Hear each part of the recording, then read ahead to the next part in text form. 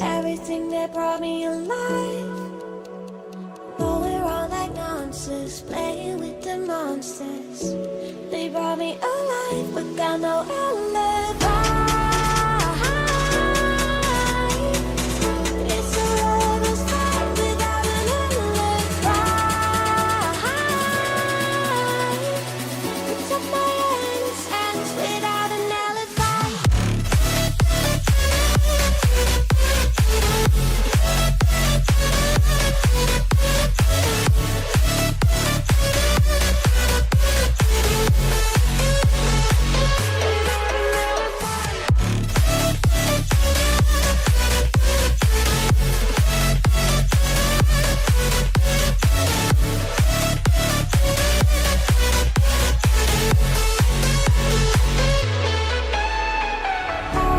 Smoking gun, you got me on the run. We know that will come. We're out up till dawn, but how can I hide it without an alibi? It's a lover's fight without an alibi. Took my innocence. I can't wait no longer. I'm playing with the monsters. Everything that brought me alive, rolling around like monsters, playing with the monsters. They brought me alive, but got no alibi. It's a lover's fight without an alibi. Took my innocence without an alibi.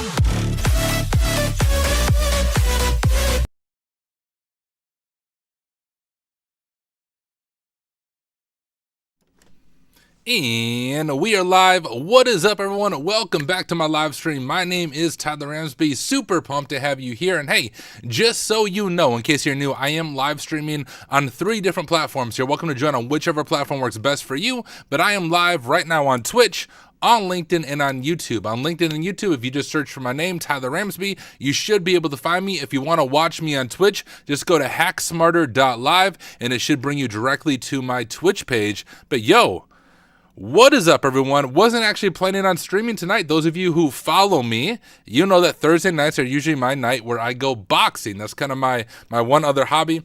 I want to compete one day, but I am sick, or at least somewhat sick. Too sick to box. I don't know if you can hear it in my voice, but yesterday when I was streaming, I started getting like this cold, sore throat. My family's had it, and woke up today with a pretty bad sore throat. Still have the sore throat, but it hasn't affected my voice that much, and I'm kind of stuffed up. but I think I can talk through it. But I did not want to step into a ring and get punched in the face when I couldn't breathe very well out of my nose in the first place. So that's why I'm on stream instead of boxing. But really appreciate all of you hanging out. Hey, many of you probably saw this, but have another job, a second job. I've been hired as in a part-time role with Pwn Labs, and you've seen me. I've been featuring Pwn Labs, their platform, just because I think it's awesome, and have kind of been communicating back and forth with them, providing feedback on things I find, providing suggestions on just ways to improve things. And they were like, hey, you're already doing a lot for us. Do you want to just like formally join the team? And I was like, yeah, let's do it. First, I ran it by where I currently work at Rhino. I'm a pen tester and wanted to make sure it was okay with them, and it was. And so, yeah, as of today, I am officially on staff with Pwn Labs, which is crazy. But the cool thing about being on staff with them is it's doing what I'm already doing, and I can still work with all the other platforms. So although I'm on staff with Pwn Labs, I'll still be streaming Try Hack Me, Hack the Box, Port Swigger, like all the other stuff I usually do. I'll still be doing that, but you will see a lot of Pwn Labs, but not just because I'm on staff. It's because cloud is still one of my weak areas, Azure in particular. I think I'm getting the hang of AWS. I've done some AWS pen tests like in the real world, but Azure is still a weak area of mine. And if you've been following my YouTube channel from the beginning, I always just live stream what I am learning, and right now I'm learning cloud and digging into cloud type stuff. But yeah, hot off the press for those of you who did not see that, it is official as of today. So fun stuff. And actually what we're going to do in today's stream is do a brand new lab by Pwn Labs that I think like is seriously one of the coolest labs I've seen. Not just saying that because like I'm on the team there now. It really is a sweet lab. And full disclosure, I'll say that I haven't even started recording. I should probably just start recording. But before I do that, yeah, if anyone has questions before we start recording, doing the YouTube stuff, feel free to shout them out. Kayara over on YouTube said, bro, question. Ask the question, my friend. Happy to try to answer it. And thank you, Exam Slayer, for the congrats. Thank you to Side Talk, Simnatic. And hey, what up, Simnatic? I don't know what you're doing awake at like 3 in the morning, your time zone. But for those of you who are unaware, me and Simnatic are going to be on stream. What, in like, let me check the date. I think that's the 26th, right, Simnatic? I'm going off memory. In about a little over a week, me and Simnatic are going to be live on Twitch, YouTube, and LinkedIn, talking about his journey as being one of the founding employees, really, at Try Hack Me. And we're giving away a bunch of stuff. Once again, going off memory, but I think we're giving away like a $20 voucher for like swag. We're giving away 6 1-month VIP subs to Try Hack Me, and we're giving away 1 annual sub to Try Hack Me. So I think that's coming up on the I think it's the 26th. Check LinkedIn, y'all, but that'll be coming up soon. Looking forward to that with Simnatic. And the other cool thing hot off the press, y'all, my first official Try Hack Me machine comes out tomorrow, all about hacking the Hack Smarter team. So stay tuned tomorrow. It will be an official release on the Try Hack Me platform. And on the Try Hack Me side of things, I have two. I have Hack Smarter coming out, and then the machine after that, I don't have a deadline, but it's done with QA, is called Cyberlens, which is another CTF I made. And after that, there's another machine called Silver Platter that I have made that's in the QA process. Silver Platter probably won't be released for a while because they have a lot of machines sitting there waiting QA. But I'm really excited about Silver Platter because it's based on my own CVEs that I personally found, and I designed a machine around the CVEs that I found. So I have some cool content coming out to Try Hack Me as well, beginning with tomorrow. And I think my plan for tomorrow, as long as I'm not too sick, like as long as I feel like I do now and can still talk, since my Hack Smarter machine comes out tomorrow, I plan on jumping on stream tomorrow evening and kind of doing an official walkthrough and explaining the machine. So join back tomorrow evening for that, and we'll do some Try Hack Me tomorrow night. Don't know how long I'll be on tonight just because I don't want to, totally destroy my voice being sick, but I want to at least try to make it through this lab that I'm talking about. And it is a longer lab, so we're going to be hanging out for a while together. Kayara said, dude, I want to start smashing machines and I find it hard to understand anything at all. All right. My best advice, Kiara, is TCM Academy's practical, ethical, seems weird to say, but their PEH course. Now, you do need a sub to TCM Academy. I think that sub is $20 a month, but I kid you not. I was jumping around from platform to platform and was always lost and like always gave up on like offensive security and would come back in like a month or 2 months, get lost. Like nothing made sense. But when I went through that full course by Heath Adams over at TCM, everything began clicking, and that was really the start of my journey. So I cannot recommend that course highly enough. I think they have the first few hours for free on their YouTube channel. But yeah, it's the practical. Here, I'll share my screen, see if I can find it. Practical Ethical Hacker. It's like their flagship course. Yeah, here it is. This is the course I'm talking about. Take this course by TCM Security. 25 hours of up-to-date practical hacker techniques with absolutely no filler. Y'all, this course seriously is amazing. Heath does such an amazing job walking through this, and this is where everything began to click for me. So if you want to be able to start, as you say, smashing machines, this is the best place to start. This course through TCM Security. It is well worth the money, and they're always updating as well. So I still have access to it, and I just checked it out recently, and they added a bunch of new content since when I went through it about 2 years ago. So they're always keeping it up to date. Cannot say enough good things about TCM Academy in general, Heath and his team, and this course. So yeah, check out that course. All right, let me make sure I'm not missing it on LinkedIn. If you're on LinkedIn, I apologize because it makes me refresh to see the comments. I know we got Jesse Johnson over there. What is up, my friend? I think we are collabing sometime in the future. I think we have a meeting at some point in time. I really hope I didn't miss it because I remember scheduling it, but I don't remember when that is. But on a Slay Security Plus Discord, I'm doing stuff for them. There's also the red something Discord. Gosh, I get all these Discords mixed up. I think it's the red. Is it the Red District Discord? Something along those lines. I'm doing some career coaching stuff. So, yo, if I can contribute to your Discord or your community, reach out to me. Would be happy to do it. As usual, guys, I don't charge anything. I have no interest in making money off of you and helping people. So if I speak at your Discord or at some virtual event, I'm not going to charge you any money. Always going to do it free of charge for you. Exam Slayer said, what do you recommend for note-taking? Joplin, Evernote, or Notion? Obsidian. Yeah, Obsidian's good. Honestly, I think the specific platform you use for note-taking is less important than just learning how to take good notes. I really don't think the platform's that important. I used OneNote for a long time instead of most of my notes in OneNote. I use Cherry Tree now just because I run Ubuntu as my main OS, and OneNote is not compatible, at least not the OneNote version I like to use isn't compatible with Linux, so I've been using Cherry Tree. But honestly, less important which platform you use and more important that you take notes and you can search through those notes well. I'm lucky I found your channel. Thanks. All right, cool. Thank you, Kiara. Or Kiara. I don't know how to say your name. The Pun House uses OneNote. Yeah, OneNote is good. And like I know people complain about OneNote that it doesn't have code markup, but you can download a bunch of extensions or plugins for OneNote and kind of make it your own. I'm going to be taking a lot of drinks of water because, like I said, my throat is kind of killing me. But we will see how we do. Oh, gosh, the water went down the wrong tube now. You know when that happens? Trying not to cough into my microphone. All right, y'all, I'm going to start recording for YouTube. We're going to dive into this lab. And like I said, yo, this is a super cool lab. I'll explain more once we do it. Yeah, Funhouse. Extensions or plugins? I don't know what OneNote calls them. It's Moroccan for cucumber. Oh, love it. So I'll just call you Cucumber from now on. Kiara.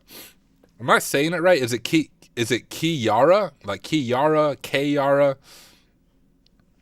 Now I'm curious, actually. How to pronounce Kiara.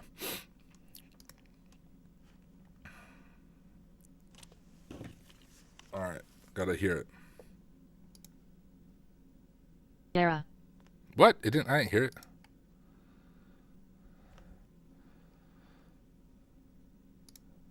Kiara. Kira? Oh well, I don't know what it's trying to tell me, bro. We'll just go with it. All right, let me close out these extra tabs. Hope my VM doesn't freeze up like it did last time. All right. Here we go. Let me start recording. Clear my throat from all this freaking junk in it, bro. And I should see how is stream going everywhere. We got like what, a little over 20 on LinkedIn, 15 on Twitch, so about 10 on YouTube. Cool. So good amount across the 3 different platforms. Fun stuff. All right, y'all. Let me start recording. Need to get my voice to my my welcome voice. Here we go. Hey, what is up, everyone? Welcome back to another video. In this video, super excited to share this lab with you from Pwn Labs called Fished for Initial Access. Now, full disclosure, often when I go through labs or CTFs, I go through them completely blind, and I'm sharing with you like my fully blind approach to it. I do want to let you know I did work through this lab ahead of time, and I followed like the official walkthrough because, to be honest, I'm not as elite as some of you, and this is an Azure lab. At least it's really cool. We're going to do some legit email phishing. We're going to steal some hashes with Responder. We're going to create a virtual machine in Azure with a public IP to make it even more realistic. It's a really cool lab, but it was like way out of my skill zone, way above my skill level. So I'm actually going to give myself this challenge. I worked through the lab before by following the guide, and I want to try to do it now without looking at the guide and kind of stumbling my way through it, looking up the tools that I need, maybe figuring out alternative ways of doing it. So although I have done this lab before, I'm going to try to do it without looking at any notes and just see if we can work through this together, and would love your help. The cool thing about live streaming, I know if you're watching this fact after YouTube, you can't really help me, but for those of you watching me live, would love to work through this together. Now, I will say this is a premium lab on Pwn Labs, so you do need a premium subscription, which if you don't have one, what are you waiting for? It's $20 a month, well worth your money and your time. But hey, even without a sub, you still have access to a little over 30 free labs that cover Azure, AWS, and GCP on Pwn Labs. But this is a premium lab, so if you don't have a subscription, you have to do it alongside of me by watching me on your screen. But we will stumble through this together, we'll learn together, and we'll see how we do. I do want to apologize. I have some type of weird cold sore throat, so I'm going to try not to like cough into my microphone, but if I do, I'm sorry. I'm sorry ahead of time. Let me go ahead and share my screen. Here is the lab, and now this is a brand new lab, I believe just released today, and I may have gotten first blood on it when I was going through it, but Fished for Initial Access, and our entry point is we're just given a target user. So let's go ahead and read through the scenario, and then we'll start setting up our notes shortly after that. So here's the scenario. On a red team engagement for our client, Mega Big Tech, our team, which is the Hack Smarter team, has been asked to simulate opportunistic threat actors. In scope, which this is important, if you ever do pen testing, make sure you're only attacking things that are in scope and you pay attention to this. I know if you're used to CTFs, you don't even think about this, but when you become a pen tester, at the beginning of every engagement, you have a pretty detailed document that tells you here's what is in scope, here is what is out of scope. And friends, what separates pen testers from illegal hackers is we pay attention to scope, right? So always pay attention to that as you begin pen testing. But what is in scope is the on-prem and Azure cloud infrastructure, and phishing is also permitted. So we can do a little bit of social engineering, and we are. And this is like real phishing. We're legit going to send an email like with my Gmail account to a target email, and we're going to see if we can phish someone. They have recently hardened their perimeter in terms of publicly accessible services. Can you show them that there are other ways in? Well, I am hoping so. We have some learning outcomes, and we'll kind of use this is our roadmap, right? Because it gives us some idea of what we need to do. But let's go ahead and get our notes pulled up. And as usual for this VM, I bet it's going to reset my cherry tree settings because it does it. Yep, it does it every time. Only in this VM, and every time I open cherry tree, everything is reset. Let me go ahead and fix my preferences like I always do. This is just like the introduction to the stream is watching Tyler forget where everything is in cherry tree to fix my preferences. Let me change my code font. We'll change this to we'll change that to 14, and we need to change our format, or what is it, theme, to dark background light text. That is what I like. Okay, and we'll start a new node here, and we will call it whatever the lab's called. Fished for Initial Access. Fished for Initial Access. And let's go ahead and do our target user. So our target user is this person right here. And let's type our scenario/scope. And our scenario/scope is right here. Oops. Okay, and we'll go ahead and make these H1 just so they're a little bit easier to see.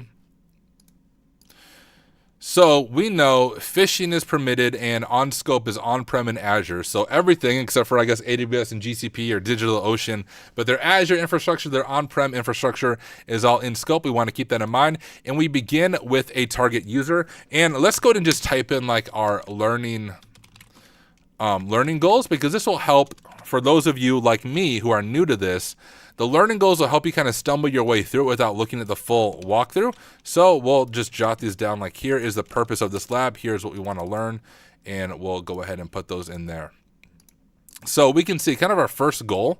If we approach this more like I think about Try Hack Me or even Hack the Box as the guided mode. I use these learning goals almost as a guided mode as we're learning this. So we can see goal number 1 is to leak NTLM hashes against user credentials and also identify valid users and credentials using O365 User Finder. And really, we have a few things we need to do, right? For initial access, I'm thinking this, initial access, confirm the domain, and it says mega big tech right there. And doing previous Pwn labs, we can kind of guess it's probably megabigtech.com, but we can confirm that once we check some tools. And then we also have to figure out Sam's email, right? Our user's right there. We need to figure out her or his email and a valid email to see if we can send them an email and successfully phish them. At least that is the goal. So first one is confirming the domain. And a lot of the tools that you use for Azure, let me pull it up on here. You'll go back and forth between Linux and Windows. Here is a Windows VM. I'm actually running this on another computer because my host computer right here only has 16 gigs of RAM. And if I try to run Kali and OBS and stream and run a Windows VM, everything melts. So I actually have, I call it the Tyler Cloud. I have this Windows VM running on another computer on my local network, and then I RDP into it via the Tyler Cloud, so it's not taking my host OS's resources. But what you'll notice when you start digging into Azure is some tools for Azure either only work or simply work a lot better in a Windows environment using PowerShell on Windows. Now, I know Kali has its own version of PowerShell, but trust me when I say there are certain things that just do not work in Kali or Linux's version of PowerShell, at least from my experience. So when you're working on Azure pen testing, either for a job or for a CTF, I would highly recommend having a Windows VM that you can jump back and forth between, which is what we are going to be doing here. But our first goal is to enumerate users, and we go ahead and do some research here. So we'll type in like Azure Pentest enumerate users, and let's see if we can figure this out together. So Azure Pentest red teaming methodology. We're going to do some phishing, of course, which common phishing credentials are OAuth app, Azure password spraying, basic enumeration, which I think AAD internals is what's coming to mind for me. If I remember correctly, you might be able to use road recon, but that wouldn't really help us enumerate stuff. Let's look through these. Azure Hound, once again, not going to let us do too much unauthenticated enumeration, which is what we want to do. Microburst might be helpful, though. Let me check out Microburst. So Microburst, a PowerShell toolkit for attacking Azure. It includes functions and scripts to support Azure Service Discovery, weak configuration auditing, post-exploitation actions such as credential dumping.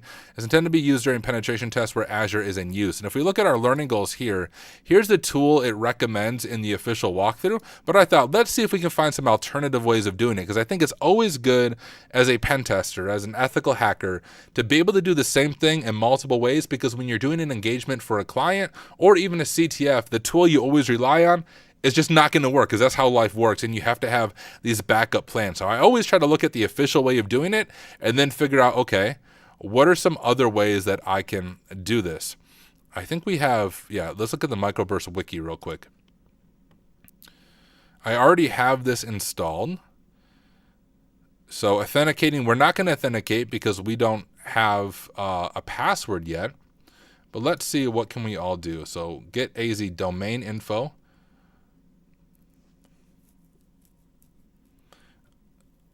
for services in Azure. Let's go ahead and give this a shot and see if we can target our megabigtech.com domain. So we're going to open up PowerShell. We'll run it as administrator, and we'll go over to desktop.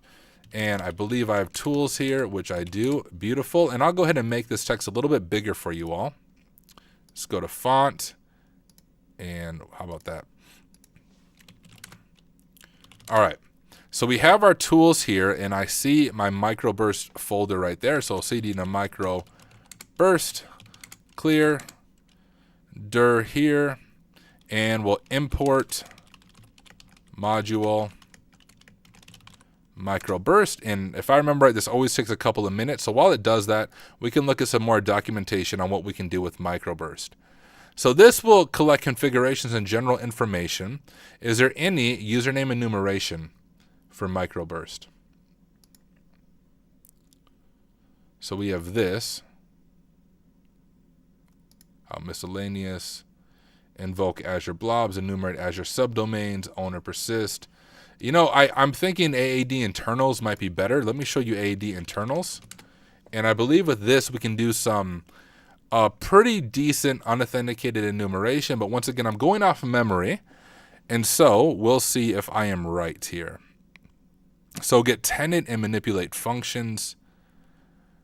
Get tenant details, access, access tokens. How about like users?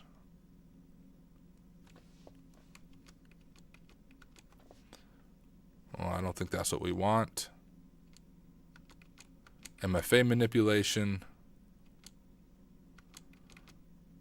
Maybe I will end up using the recommended tool. Let's do enumerate users in Azure. Hack in the cloud. We'll check out a few of these things. You can enumerate valid email addresses associated with Azure Active Directory using services like CredMaster or Quiet Riot. These addresses can be used for password spraying attacks, a technique where an attacker attempts to authenticate against multiple accounts, blah, blah, blah. So let's check out some of these tools. And it looks like last updated 3 weeks ago via Amazon AWS pass-through proxies, shifting the requesting IP address for every authentication attempt. Oh, that's actually pretty dang cool. Rotates the requesting IP, automatically generates, okay. And we really just want to see if the account is valid. That might be an overkill for what we need to do. Let's check out Quiet Riot, which I've heard of.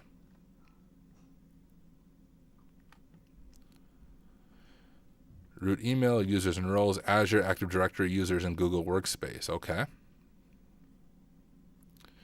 First step is to have sufficient AWS creds, blah, blah. We're not using AWS, so we're using Azure. You know what? Although we might be able to figure out these other ways, let's check out this tool it recommends. So this geez, I can't. You don't want to copy that? We'll go like that. Let's check out this tool. Maybe I should just go with what it recommends and see how this tool works, because honestly, these other tools, like, they might do it, but they seem overly complicated for what would be rather simple.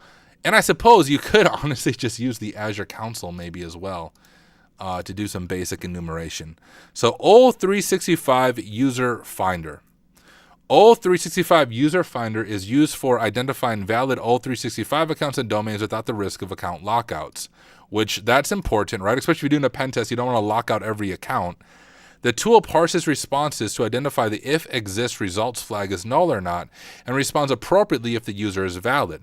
The tool will attempt to identify false positives based on response and either automatically create a waiting period to allow the throttling value to reset or warn the user to increase timeouts between attempts. It can also identify if a domain exists. Oh, so that's the other thing we want to confirm, that megabigtech.com is a domain we want to target. This saves the trouble of copying the URL from notes and entering the URL bar at the target domain. All right, well, let's go ahead and give this a shot. I think we can do this directly in Linux as well. Let's change this to Remina. I can't type. We'll just call RDP there. And we'll call this terminal, cd pwn labs, and make directory. We'll just call it phishing. And we will git clone that. Okay, and now we want to do is install the requirements file. So we'll do pip3 install-r requirements. You can see when I've done it for other packages, this will install the necessary requirements for this.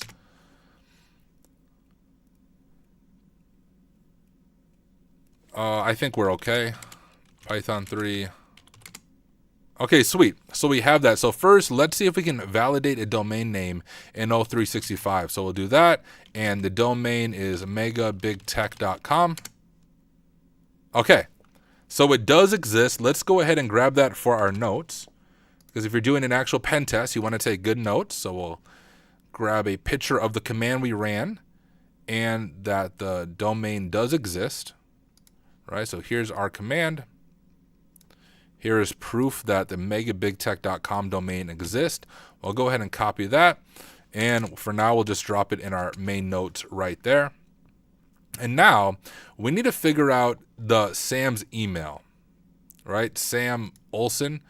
I just think about my own emails. Like every place I've worked, it's always been, you can take your name, and my always first guess is this. Whenever I'm guessing someone's email, first name dot last name, and then at the domain. So I'm just going to guess here, but there's tools that can create a bunch of usernames, and we can see if we can find some of those tools. But how do we see if an email is valid? So validate a single email, we run it, and then -e is the flag we're looking for. So we'll do -e, and we'll use that person's email. Okay, valid email found, beautiful. Let's go and grab a screenshot of that. But if you tried something else, I'll show you some ways that you can generate different emails with a user's name, because it could have been like some orgs use, first initial, then last name and things like that. Let me go ahead and copy that, and we will drop this here.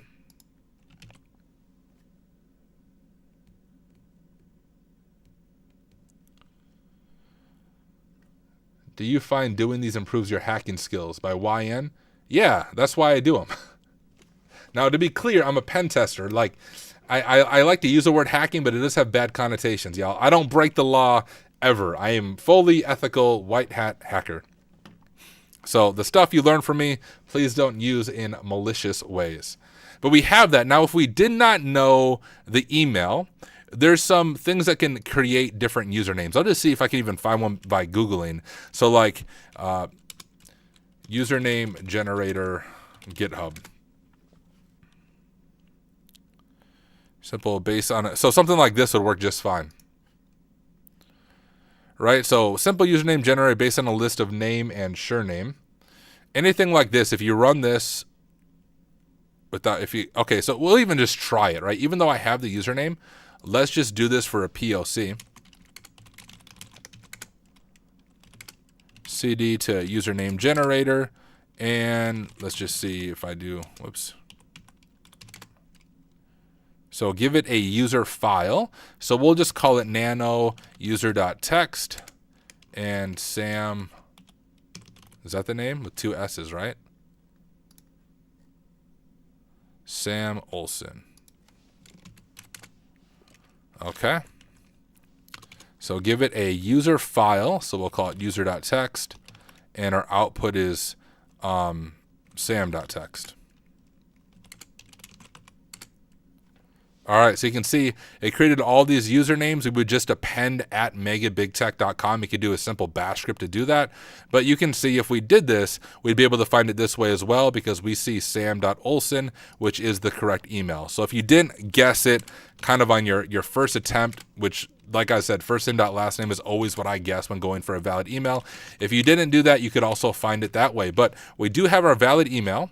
And let me go to Cherry Tree here, and let's just type it out. So our valid email, sam.olsen@megabigtech.com. All right. So now we need to do our phishing. Let me look over and make sure I'm not missing any questions. Azure Wixsec said, what is your screenshot tool? I use Greenshot. I use Lightshot, and I believe they're very similar.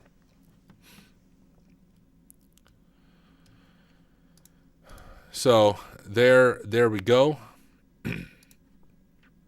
And actually, I'll just show you guys. I don't know what my computer is doing.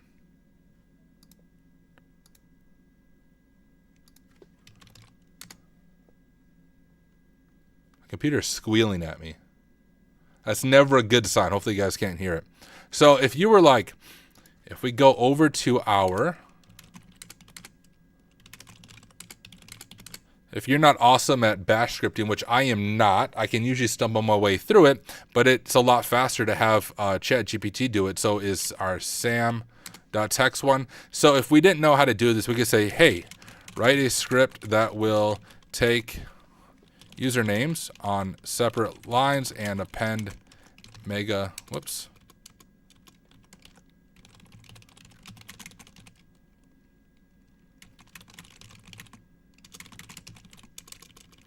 In a file called sam.txt. We'll see if this does it, otherwise we'll do it ourselves, but just showing the power of using AI for some of these simple things, save you some time. Why is my computer squealing though? So you can see what it's doing. We're doing with open, so it's opening sam.txt, reading each new line, and then opening output.txt. We could change that to whatever we want. That's going to be the output file. And all it's doing, for line in input file. Now this could be anything. We could say it for name. This is whatever you want to be there. But for, oh, they did it in Python. Did I say Python? Oh, I didn't say bash. Oh, well. So this is a Python script way of doing it. But for line in input file, so read each line. And then what you want you to do is remove any leading trailing white space. You can see that. And we're just adding megabigtech.com to it. So I meant to do it a bash script. And we'll do both. Nox Lumen said, just want to stop by and say hello before getting back to OSCP study. Wish it wasn't that HR checkmark, but hey, if it gets me to the finish line, I'll do it. Hope your stream goes well tonight and hope to join again soon like last night. Have to watch the video on demand. Well, hey, Nox Lumens, thank you for hanging out. Appreciate you being here. So here's what I was thinking of. So we could actually just do it ourselves down here. You wouldn't need all this extra information. But while IFS, we're just reading the line and then we're doing something. Similar to our script above, it's going to go through each one of those lines and append it megatech. But we'll go ahead and just copy that, and I'll show you how easy it is to use ChatGPT to do something like that for those of you who might be a little bit newer. And so we can just do nano, I don't know, emails.sh. Put that in there. And then run it. Oh, cat output.txt. There you go. So now we have this whole list of names, and I bet if I copy, well, I don't even need to copy it. If I cp emails, or cp output rather, and just bring it one directory out, there it is, and cd to this, Python 3. I think there's a way to take a list of emails, validate a list of emails, write to file, and timeout between requests. Validate a list of emails. Let's just try this and see if this would have found it this way as well. So we do Python 3, that -r, and we're going to go back one directory for output.txt, and we'll just do wvalid.txt. If you did not know the username and you wanted to do it this way, I bet this will work great. Let's see if it works. There you go. So you can see it tells us that if the email is invalid, but it found right away our valid email that was found. So if you didn't want to just randomly guess, hey, this is the valid email, here is another way to approach it. And there it is again, because of course it's sam.olson. I'm going to stop that because I think you guys get the hint. And how we can do that by showing multiple ways to approach that. Now, if we step back over to our notes, we found our valid email. But if we go back up to here to our learning, we've kind of done this, but we haven't leaked the hash. Now, I think this will work. Here's going to be the very confusing part if you're following along. Usually when you do stuff like this, you are in a lab environment, which is a little less real world. But in a lab environment, usually you're on a VPN. So think about Pwn Labs as a VPN, where you use a VPN to connect to some machines. You can do try Hack Me as a VPN, Hack the Box as a VPN. But on that VPN, your IP is already connected to all the machines that you're attacking, right? Because you're on the same VPN. Well, if you're attacking someone across the internet, you are not sharing a VPN, and your personal computer does not have a public IP unless you do some crazy stuff with your router in order to open it up, which I recommend you do not do. So our challenge, if we want to attack a user across the internet, we need to create a machine that has a public IP. Now, what I've noticed even doing pen testing both in AWS and Azure is what clients will often do, what companies will often do is they'll have a list of machines and they'll whitelist or allow list certain IPs, but they'll allow list, for example, all AWS IPs or all Azure IPs. So one good thing to do is that if you're attacking infrastructure in Azure and you need to spin up a public VM with a public IP, do it in Azure so it's assigned an IP in the Azure range, and you have a better chance of getting past any firewalls or any protection that's preventing you from attacking it. So I'm going to show you how we can create a Kali Linux VM in Azure with a public IP that kind of serves as our command and control server, and we're going to run responder on that and use that in our phishing email. If it sounds complex, that's okay. Oh, Neffles, you're way better at Bash than I am. He did a quick one-liner over on Twitch chat. Yeah, which would work beautifully. And thank you for sharing. All right. Let me check LinkedIn as well, since I always have to refresh. Don't think I'm missing comments there. Nope. All right, so let's go ahead and do that. Here I have my machine right here, which I've already spun up. But even if we didn't do that, let me back up. I'm going to pretend like I'm doing this from scratch, but I'm not going to actually launch it. And you can, if you start a Azure account, I believe you get $200 worth of free credit, so you can do this completely free. You don't have to pay any money. My account, I ran out of those credits, but I only run the VM when I need it, and so it's still not costing me much money. I think it's like 0.009 an hour or something. But in Azure, if this is my account, right? So this isn't part of the lab. This is my actual Azure account because we want to spin up a VM with a public IP address in the Azure range. We will click virtual machines here. And we will go ahead and click create. And we'll create an Azure virtual machine.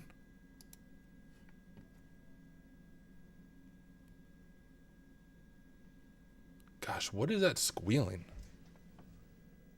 It's going to drive me crazy. I don't think you guys can hear it. It's quiet enough, but there's this like high-pitched squealing coming from one of my many computers around me. I don't know which one. Our Azure subscription we can keep the same. We can call our virtual machine Kali. And region is fine. All that is fine. Security type standard is fine. Now, when you do this initially, I think it's going to default to Ubuntu server. But if you want to do Kali, if you go ahead and click see all images here, we can actually search for Kali. And we have Kali Linux right here. And unlike some of these other ones, it doesn't cost any extra money per hour. And we would go ahead and select this. So we'll select this one right here. All that looks fine. You can run with Azure Spot Discount. It just means that, hey, if there's too much demand, yours might be evicted. But since we're just doing it for this purpose, it doesn't really matter. It might save some money in the long term. It says we need a little different configuration for this. Oh, no, it's just my subscription doesn't have enough. So if you're doing this for the first time, this shouldn't be an issue for you. It's just because I already created one on my free plan. Here, you can do an SSH public key or a password. Totally up to you, honestly, as long as you're not storing sensitive information on here. Best practice, though, is always to use an SSH key instead of a password. But mine I have set up for password for ease of use. And select inbound ports. Of course, if you want to be able to hit your machine, you need a whitelist like 22, but then you can actually whitelist down to your IP. But if we go to review and create, if it will allow me to do this,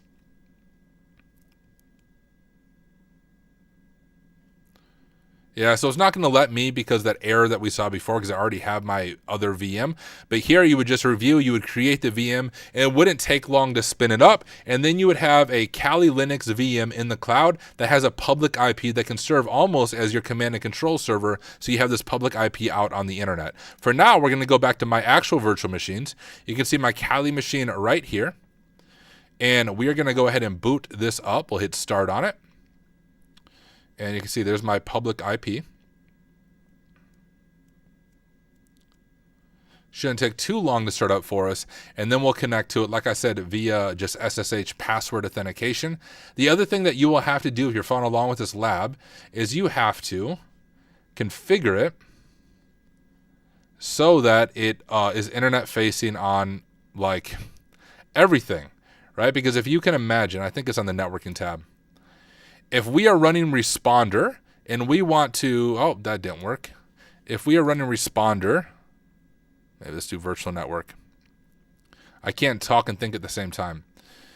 And we want things to hit us from the internet. We need to enable it so all of our stuff is internet facing. Geez, where is it at? I'm like blanking on this.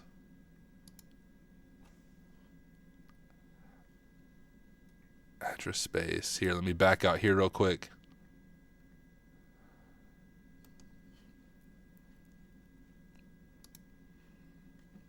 No, that brings me back to that. Virtual network, Kali group, security type, standard, extensions, applications, blah, blah, blah. How about network settings? Here we go. Here's what I'm looking for. So what I did is I allowed any IP to hit this because once again, we need to run responder and have all these ports open. So if you haven't done this, generally just be SSH. What you do is create a port rule right here, and we'll do an inbound port rule. And our source, right, we want to do any because we want anyone to hit us from any destination. Our port ranges, we want to change to a wildcard, so like every port is open. You can see mine's going to fail because I already have a rule with this type, but any, allow, and then you would hit add. And you see these warnings, hey, these ports are open. That's fine, at least for our purposes. I'm going to hit OK because that is what we need for our C2 server out here in the internet to have every port open. So we'll go ahead and grab this IP. And I'm going to SSH as Tyler. Got that IP. Yes.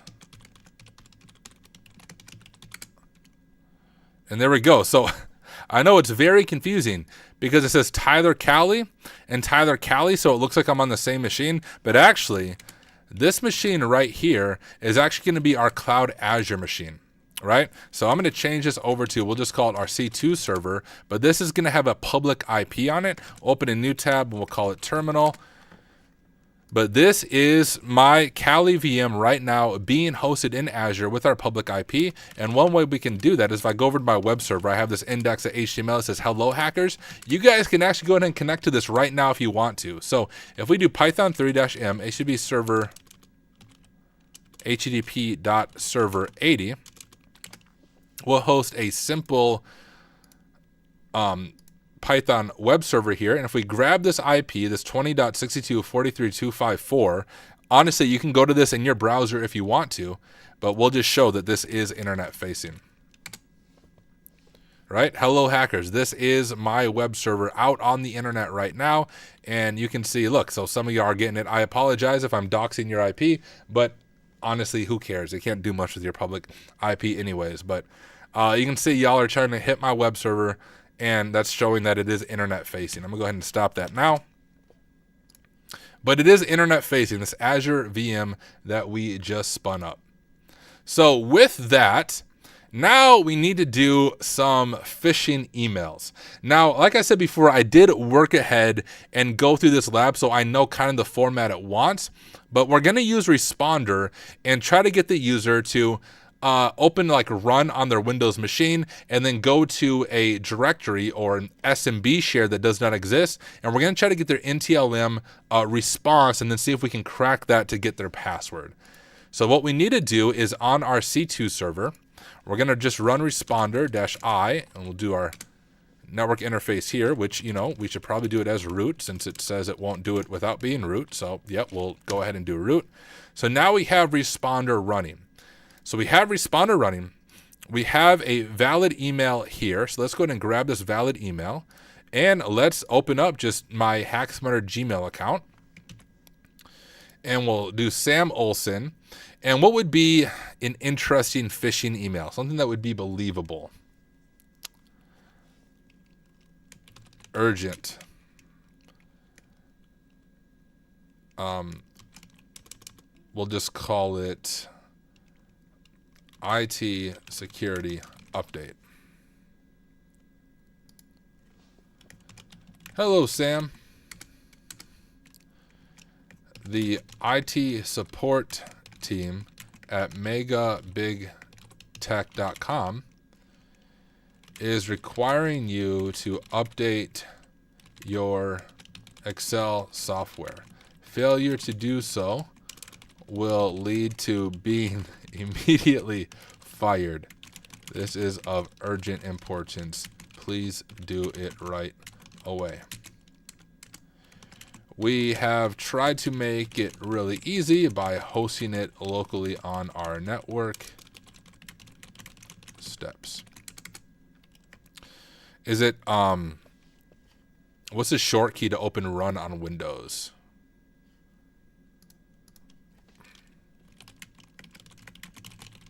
Is it like Control R or Windows R? Windows R. Okay, that's what I thought. Windows R. All right. Hold the Windows key and R on your keyboard. At the prompt, please go to, I think this is the right syntax. Maybe I should, I'm going to test it on my own Windows VM first, and we'll see if this is the right syntax, because we don't want to, what? I captured my own hat? Oh, you silly people. One of y'all, one of you guys watching this stream, did you just connect to this? Connect to the share that doesn't exist? If you did, that's amazing. Who in stream did that? You're the MVP. We have your NTL MV2 hash. But hey, you confirmed that it worked. I'm glad you confirmed that it is working. I love it. All right. Anyways, at the prompt, please go to, and then whatever my public IP is, whoever's in chat knows it better. Oh, you did it through the web server? That is awesome. Let me go ahead and grab my IP here. And like I said, guys, isn't this lab pretty dang cool? Like, I think it's so fun just how realistic it is. We're using Gmail and everything to send phishing emails. So there's our IP, and we'll call it update. We'll just call it update. Now, is my syntax there correct? What if I go to my Windows machine? And we do that.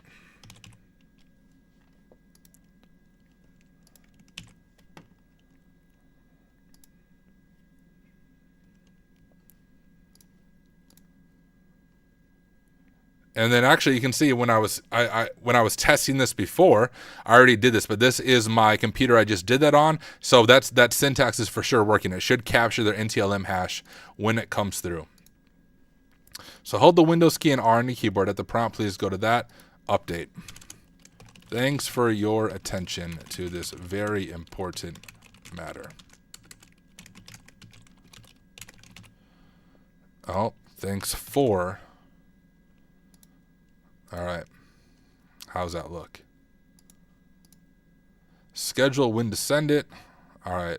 I had some issues before in plain text mode fix it, but I think that bugginess is now fixed. We're going to just try it this way and see if it works. So we have our IP there, update, and let's go ahead and click send. Fingers crossed that this works.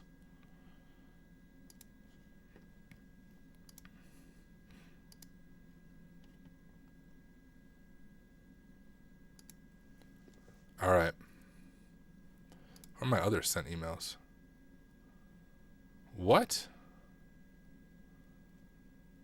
Oh, this is from when I was messing with, I was trying to get scammers to reply to me. You can see it didn't really work though, but responding to spam email. Was wondering what that was. But all right, we sent our email to our Sam Olsen at megabigtech.com. And, y'all are still doing it. Hello, Tyler. You spelled my name wrong, though. BD said I joined in the middle of it. Is this going to be a YouTube video? Yes, this will be a YouTube video. So, yeah, if you miss anything, don't worry. While chat is spamming my responder server. Oh, no. So, you can see it actually went. This is the user we're targeting. It did capture the hash, but it's a previously captured hash because I did... this part of it on this VM. Is there a way in Responder to ignore or to still capture previous hashes? I'm sure there is. I've just never needed to do it. Capture previous hashes Responder. Does anyone know the syntax at the top of your head so that we still capture the hashes?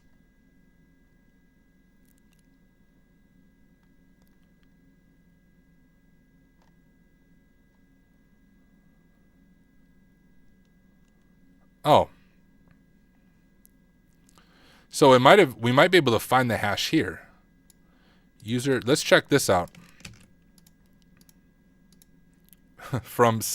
What up, Simnatic? Thank you, my friend, for your hash here you sent my way.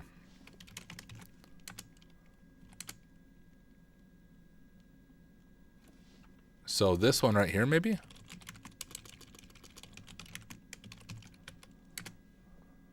Oh. Oh, this is all try hack me stuff. This is moniker link. Okay. Oh wait, I'm on the wrong I'm confusing myself, guys. I'm looking at the logs, but not on my C2 server here. So I'm actually gonna stop responder here, and then we'll CD to that. And now if we go ahead and cat our NTLM, geez, which one would it be? Is it this one? Let's check this one. Yeah, so here it is. Here's the SAM security PC. Although we'd love to be able to actually capture it here. Option-V might do it. Let's give that a shot. I want to see if we can actually capture it like the way I wanted to in the first place. Let's try that. Responder. We could do H and then grep V.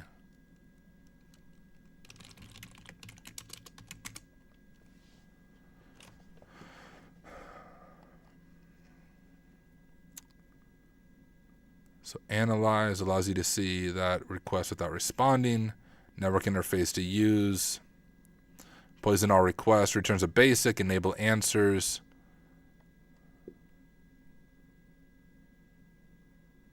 Increase verbosity. You think that'll do it?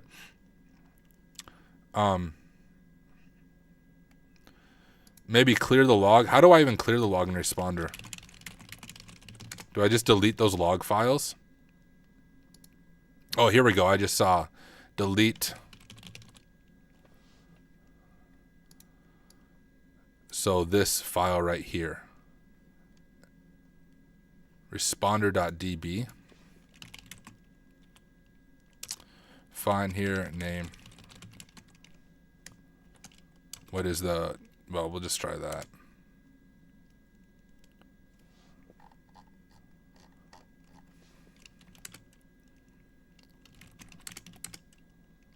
Oh, here it is, responder.db. So I just need to delete that.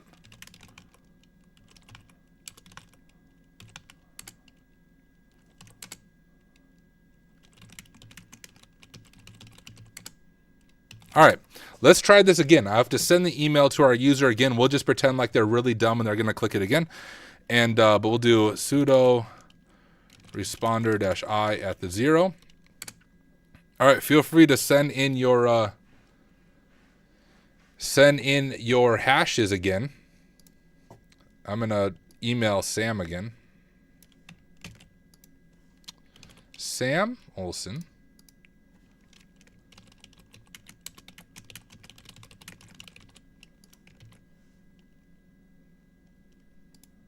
All right. We'll pretend like Sam Olsen didn't see the first email. All right, send in your hashes if you guys want to send them in. Here's our public IP, 20.62.43.254. Send them all in. That's how real hackers do it. They just go on Twitch and capture hashes. I guess I should make sure it works. Yep, okay, cool. We're capturing hashes now. Beautiful. We'll see if we get Sam to connect again.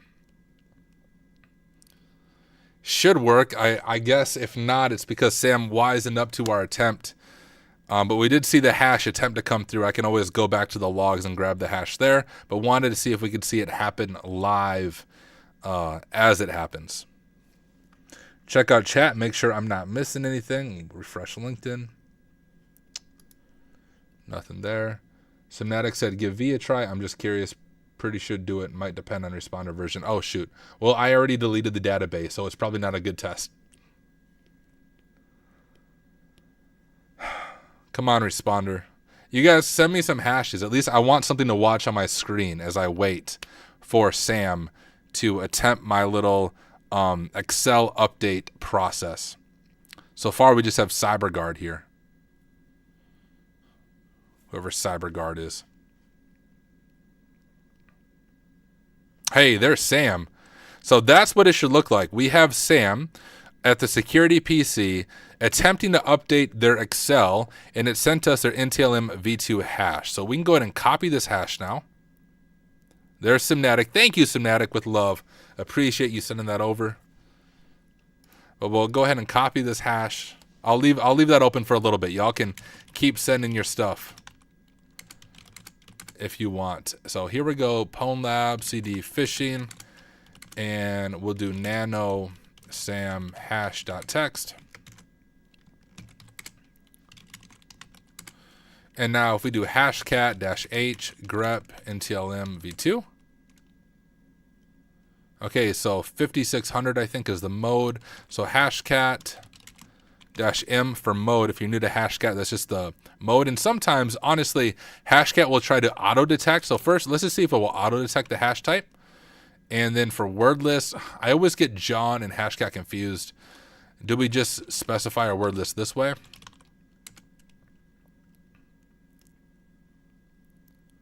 Okay, so you can see, even without specifying the mode, as I said before, at least the most recent version of hashcat will attempt to auto-detect the mode, which it did. It successfully discovered it was NTLM v2. We'll give it a second. Let's check out our C2 server. Anyone else sending stuff? No, we just have Simnatic and CyberGuard. Thank you all for the fun stuff. And look, we already cracked the password. So sorry for y'all on stream. I'm going to go ahead and shut that down. Although, Simnatic, I will go ahead and entertain your thought. Let's see what happens.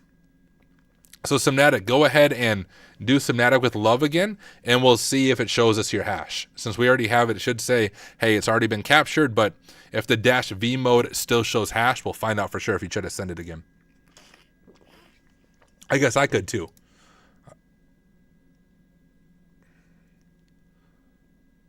Yeah, okay. Yo, Simnatic is right.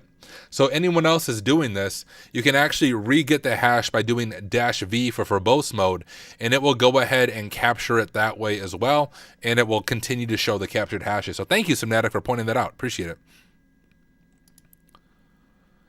All right, now I am going to go ahead and stop this.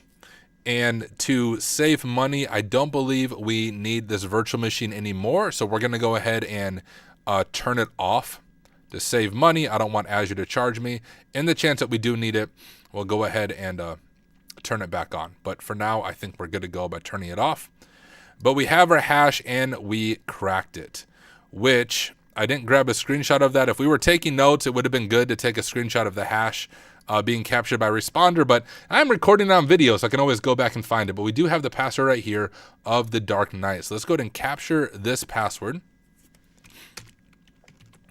So we have Sam Olson at megabigtech.com and username the Dark Knight. So we have some valid email and credentials. All right, y'all. This is just the beginning of the lab. This is initial access.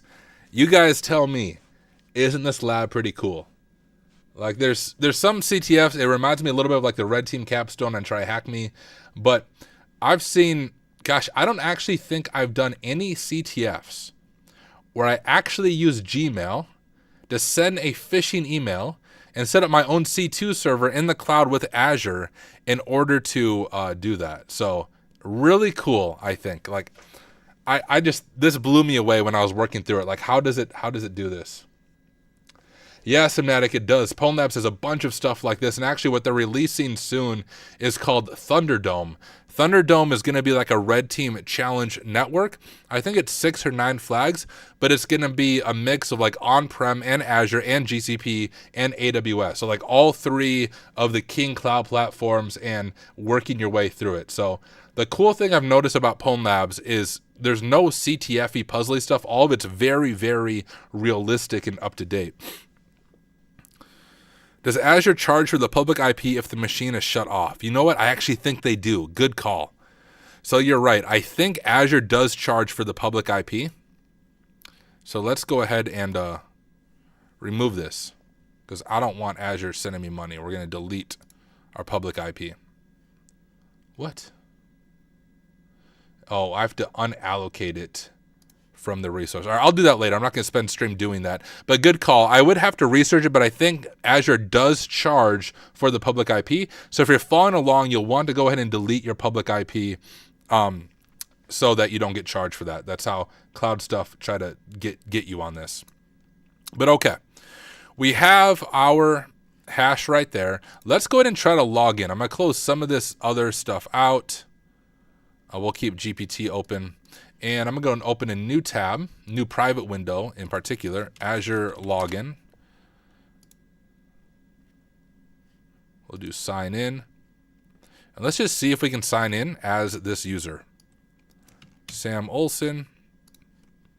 Oh, wrong window. At megabigtech.com. I'll go over to this, the Dark Knight. Copy that. Paste it in, hit sign in.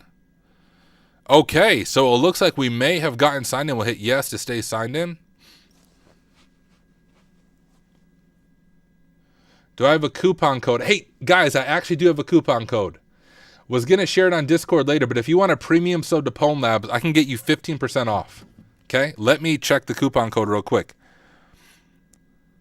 This will be the first time I share it. I was going to do an announcement on Discord later, but yeah, if you want a premium is only $20 a month, and take that by a year. It's super affordable compared to other like cloud platforms. But I do have a coupon code that will give you 15% off premium. Let me go ahead and grab that. I just have to look back at my message history with Ian, the founder, CEO, dude. Really, really nice guy. Where did he send it to me at? Hold up. I'm going to give you guys this coupon code. All right, I have it. Here is the coupon code. I can't say coupon, whatever it is. If you go and sign up for a premium account and on checkout use Work Smarter, Pwn Labs, you will get 15% off. All right, so showing it to you guys. I'm going to announce it on Discord later. But if you want 15% off Pwn Labs, this is like this was just created today, so it should be valid for you. If you have any issues using it, just DM me, let me know, and I'll get it figured out for you. But if you use Work Smarter X Pwn Labs, you will get 15% off your Pwn Labs subscription. So do it. Go get it. Hopefully you have that. I'll go ahead and just drop this in the chat as well. In case you miss it, I'll drop in the chat on all three platforms.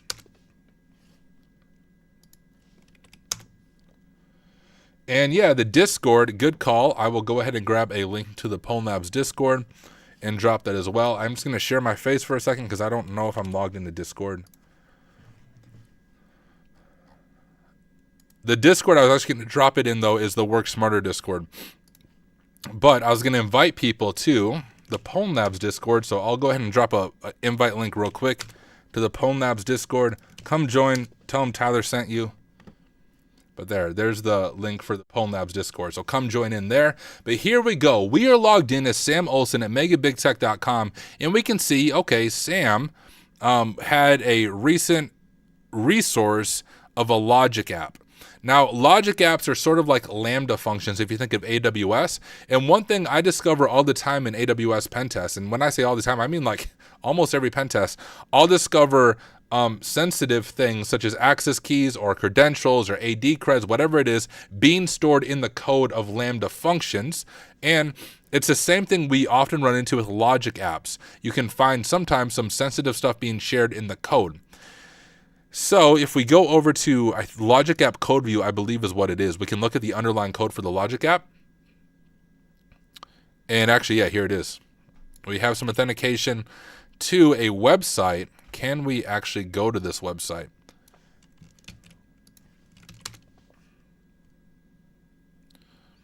Nope.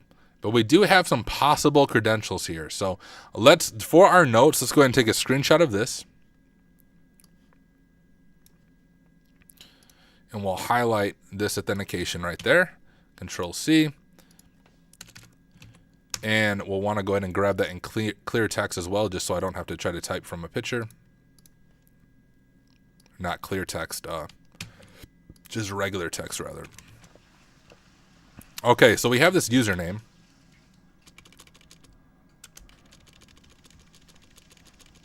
Right, so we have Sunita, not with caps lock, Sunita Williams, probably at megabigtech.com with the password I need a holiday. Don't we all? Don't we all, Sunita?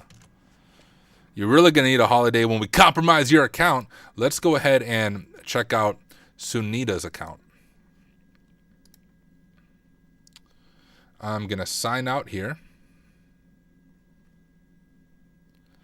And let's use another account and see if we can sign in as Sunita at megabigtech.com. Oh, I go to the right one. And we'll grab Sunita's password. I need a holiday. Jeez.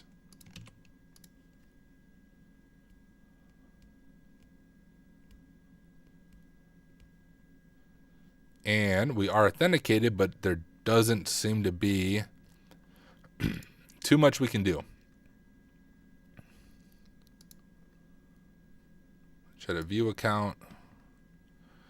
We could also log in on the command line or attempt to. Oh, and Brandon just got an annual sub. Yo, Brandon, welcome to the Pwn Labs crew. Glad that you got an annual sub there.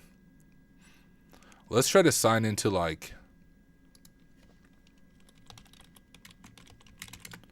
their email.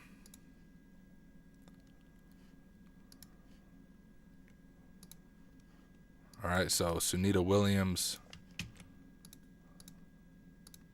Click the right thing.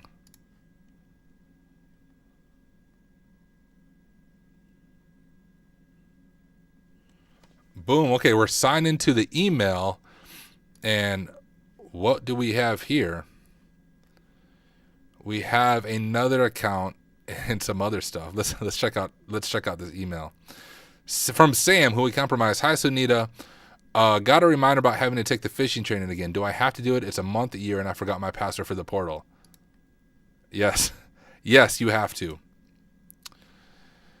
Sam to Sunita. There was nothing for less than $3,000 a night. Oh, wait.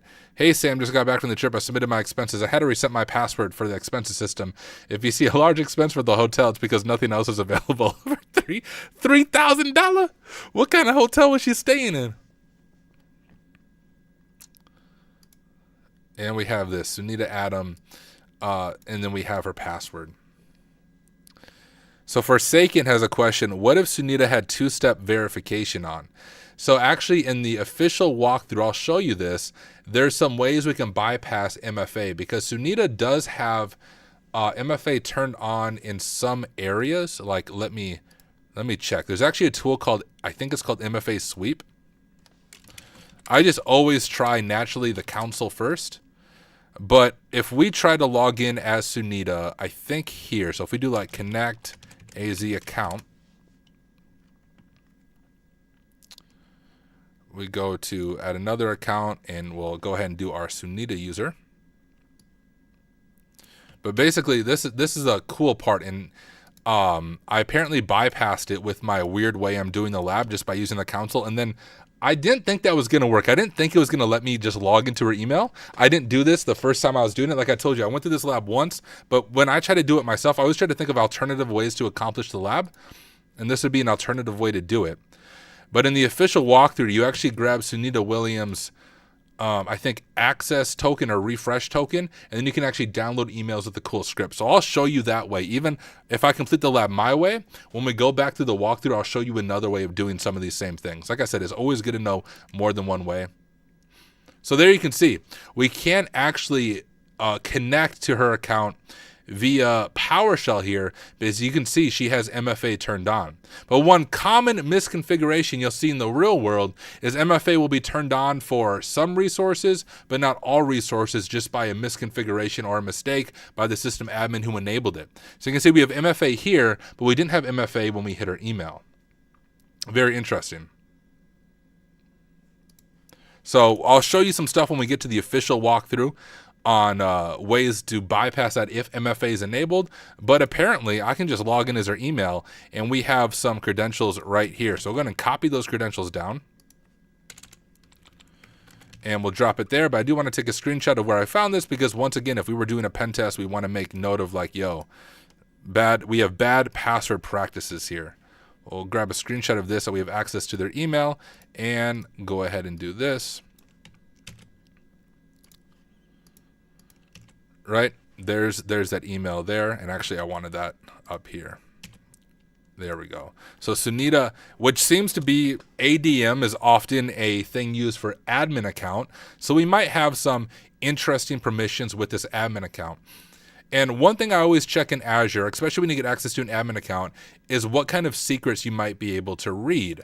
So one way we can do that is there's a tool, I believe it's microburst, right? Which we already enabled microburst, or is it graph runner? I think it's microburst, but I need to read the docs. Let me read the docs real quick. Microburst wiki. AZ functions. How about this?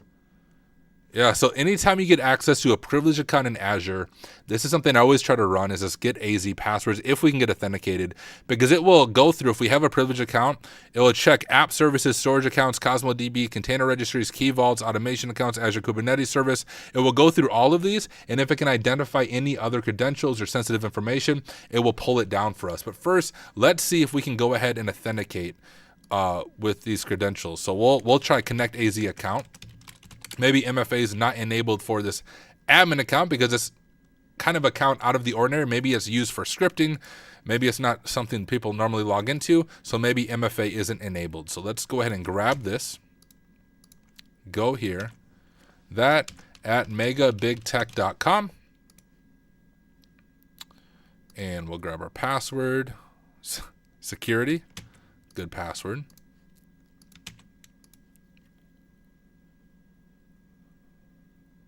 Boom, we have access to it now. If we run get AZ passwords, there we go. And we do want to confirm like, hey, if this is a real pen test, we're actually attacking the right tenant, which we are. So that's the tenant that is in scope, because remember their Azure stuff is all in scope. And we'll go ahead and hit OK. Fingers crossed that we find something good.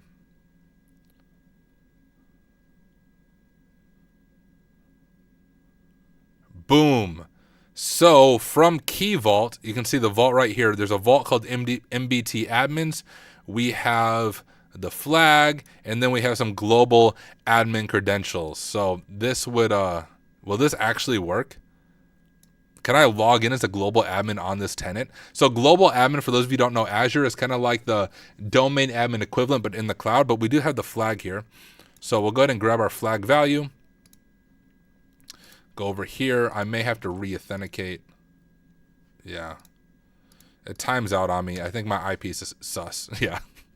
Cloudflare doesn't like me. I apparently do too many bug bounty type stuff without doing it behind a VPN. And it's like, yo, Tyler, you look like you're a hacker. What are you doing, bruh?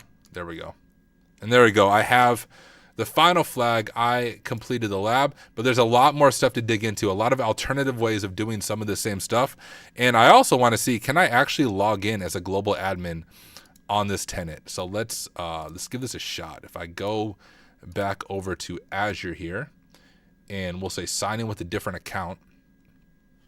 We'll use another account. What if I use, where is that? That was Windows, right? So MBTGA, so global admin at megabigtech.com.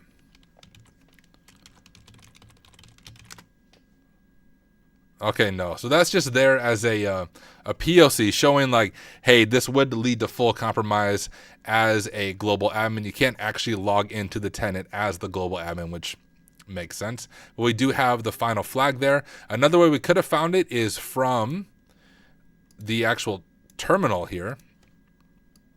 Or not terminal, rather the console, the GUI console. We could have found it that way as well. It just would have taken more time, whereas microburst automates it and looks for all secrets and all possible passwords in the account. Grab security here. Paste that in, sign in.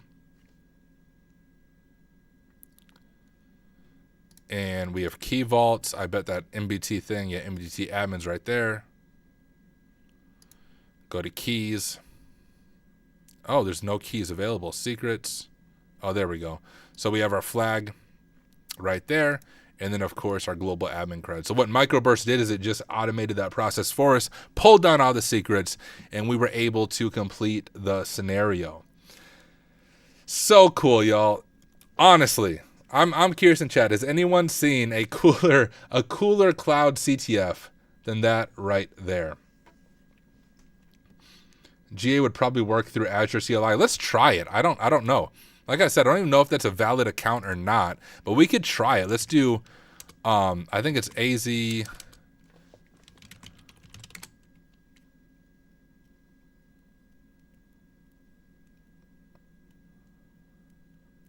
AZ account. Hold up. Let me do it in Linux. Do I not have it installed? Oh, no, of course I don't. This is a brand new VM. I don't even have the AZ CLI installed on here. Let me get this installed.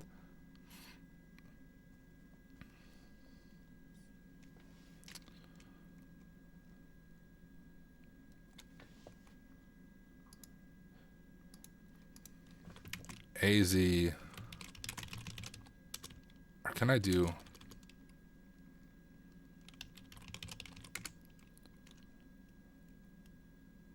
No, okay. I'm pretty sure in Linux it's just AZ Connect. Hold up. Where's GPT at? Connect to Azure account from AZ. AZ login. Gosh, I'm dumb. Someone was yelling at their computer like, yo, Tyler, you're a freaking noob. It's AZ login. You're right. So actually what I want to try, we'll try it a few different ways. I want to try to do it this way. Can I do...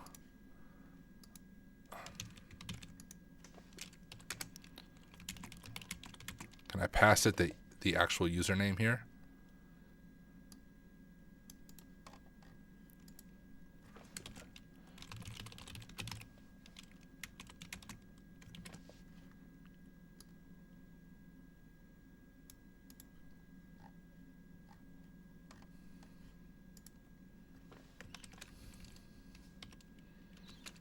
Will that bug out?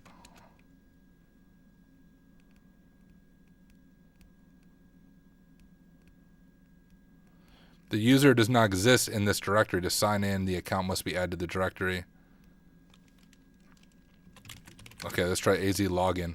We'll try it this way. I'll try it a few different ways before I fully give up on my account that I don't think is actually there, but we'll see if it works. Use another account and oh, not that. It was what, GA. How do I not even remember the global admin account, yo? It's super simple. MBT-GA. Wow. Come on, Tyler. And I keep getting confused on my different things.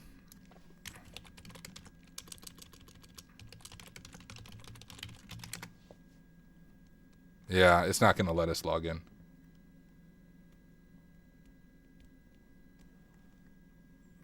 Oh, well. I don't think it's a valid account. Ian will tell me later whether or not it's valid, I'm sure. And if it is, I'll let you guys know. But I think it's just there to show, hey, you could go to global admin. Because if they give us global admin, the Mega Big Tech tenant is used throughout Pulm Labs. If we have global admin, I'm assuming like even just as a CTFer, we might be able to cause some damage. Maybe. I don't know for sure. I don't know how it's all sandboxed, but we did complete the lab. So let's go ahead and I'll show you guys the way I did it was actually quite a bit different than the official walkthrough. So let's go through the official walkthrough and we'll identify some of the things I did differently.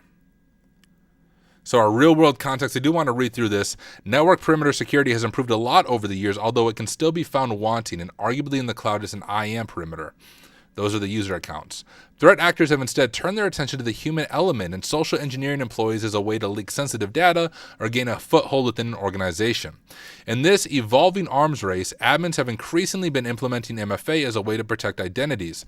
However, as with all things admin, there are many options on how MFA can be configured. And remember, I said one of the issues is MFA was configured for that one account when we authenticated, I believe it was via PowerShell Connect AZ account, but it was not configured I could just log into their email. And this can leave gaps in the defenses that threat actors can exploit. Token abuse is also a very real issue, and this lab explores some of the factors that make this possible. Here's what I didn't have to do. I kind of bypassed the token abuse by just trying to log in, but the token abuse, when I did it initially, I learned a lot through that process. So I do want to also share with you that token abuse. Like we'll redo aspects of this lab doing the token abuse. Do I have AZ on here now?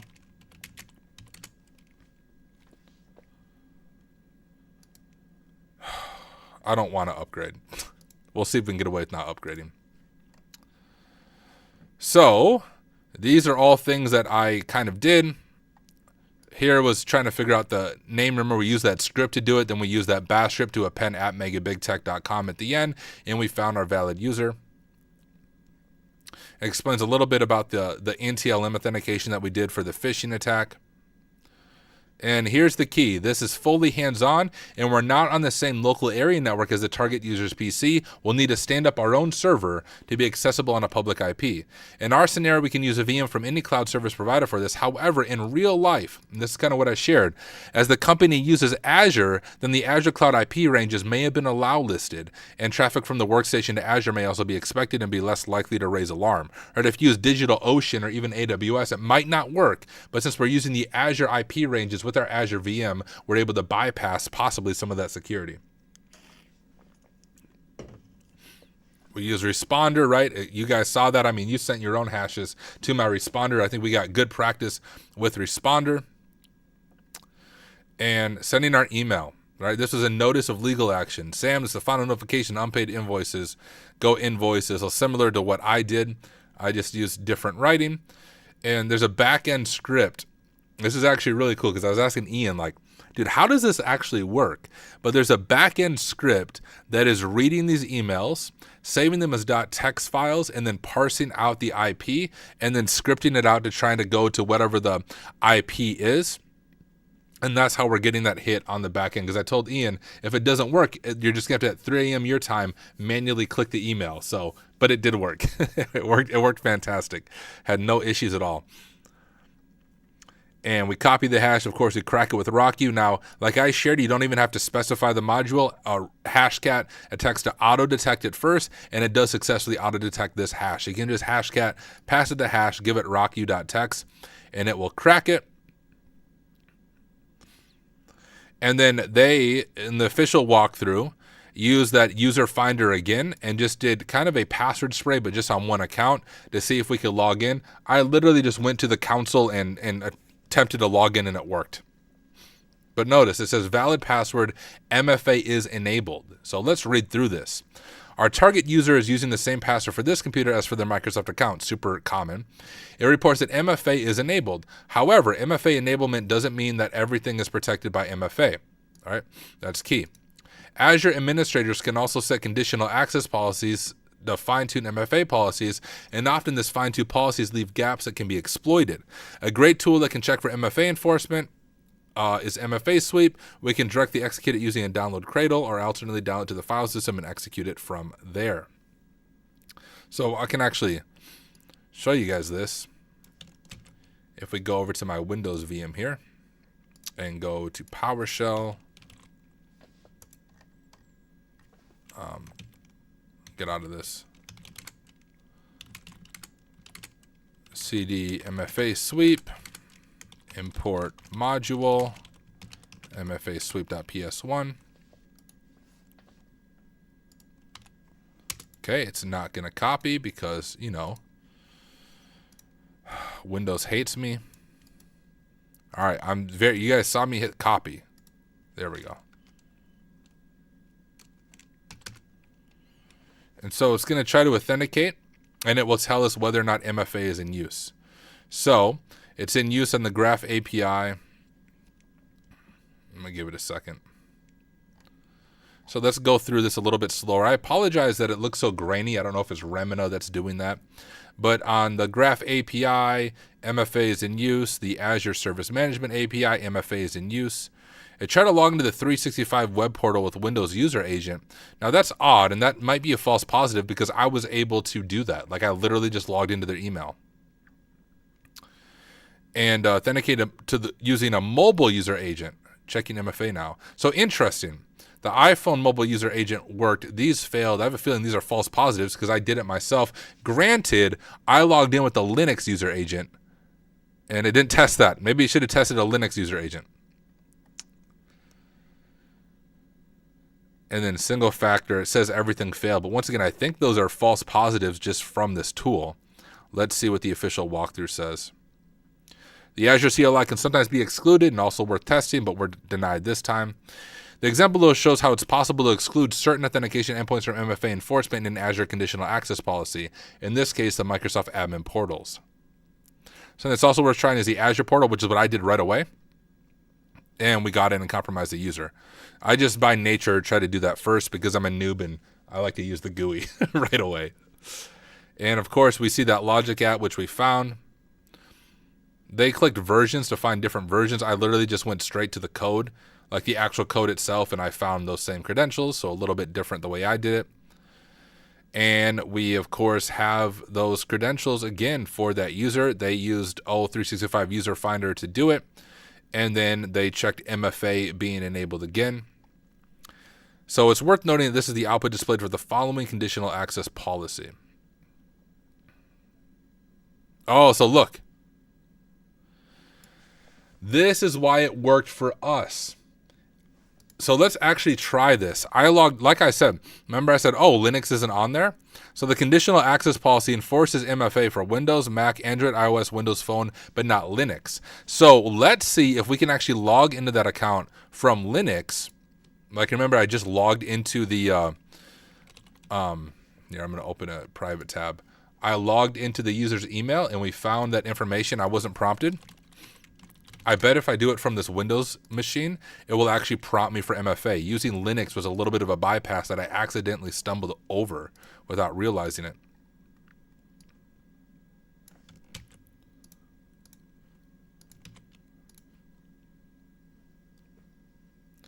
We'll grab our password. I need a holiday. Oh, go to the Windows VM. Look at that. So that was, I bypassed it on accident. It's checking for a Windows agent, but they didn't configure it for Linux. So if you try to log into their email from Linux, it actually works. That's what it's saying. The conditional policy for MFA might be misconfigured, and therefore you're able to bypass MFA. Very cool, and that's what I ended up doing on accident. In testing, the device platform condition seems to not be very reliable. Microsoft actually recommended against this purely because it's on the user agent, which, we can literally change ourselves. It is worth implementing your own policies and see the output of various tooling. We can try logging in using the Azure CLI with the username and password, which works. So this was the interesting part. If it would have blocked us on Linux, we could do it this way. So I'm actually going to walk through this part with the room because someone in chat, I think it was it the Funhouse? Someone in chat said, what if MFA is enabled? And it is enabled, as you can see, but it's not enabled for Linux. But what if it was enabled for Linux, but it wasn't enabled for the CLI, right? So this right here. See if we can authenticate via the CLI, which we are able to authenticate via the CLI. And from here, we can do some cool token type stuff. And I'm just going to read through this because I'm still trying to wrap my head around this myself, to be honest. It says another great thing about the AZ CLI from a red team perspective is that it provides a great way to get our hands on a refresh token. We can obtain our current access token using AZ command get access token, which looks something like this.